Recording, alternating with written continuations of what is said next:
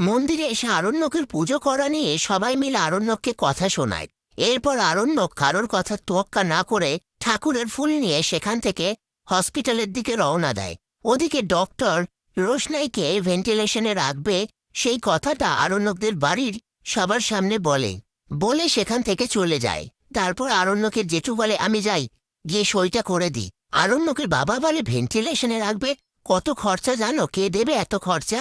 আরণ্যকের জেঠু বলে, কেন বাদশা দেবে? একটা মানুষের জীবনের থেকে তো কোনো কিছু বড় হতে পারে না। আমি যাই, গিয়ে সইটা করে দিই।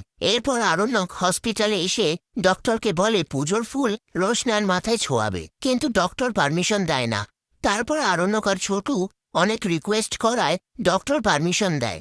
এরপর আরণ্যক রোশনার কেবিনে এসে রোশনার মাথায় ঠাকুরের ফুল ছোঁয়ায়। সেই মুহূর্তে সেখানে নার্স আর ডক্টর এসে বলে, এবার আপনাদের এখান থেকে যেতে হবে। তখনই নার্স খেয়াল করে যে রোশনাইয়ের আঙুল নড়ছে। সেটা ডক্টরকে বলে। ডক্টর বলে, তোমার মনের ভুল হয়তো, আমরা এত চেষ্টা করার পরেও পালস রেট বাড়াতে পারছি না। ঠিক তখনই রোশনাইয়ের পালস রেট বেড়ে ওঠে। তারপর আরণ্যক রোশনাইকে বলে, তোমার যদি কিছু হয়ে যেত তাহলে আমি নিজেকে ক্ষমা করতে পারতাম না। তোমাকে অতটা খেতে কে বলেছে?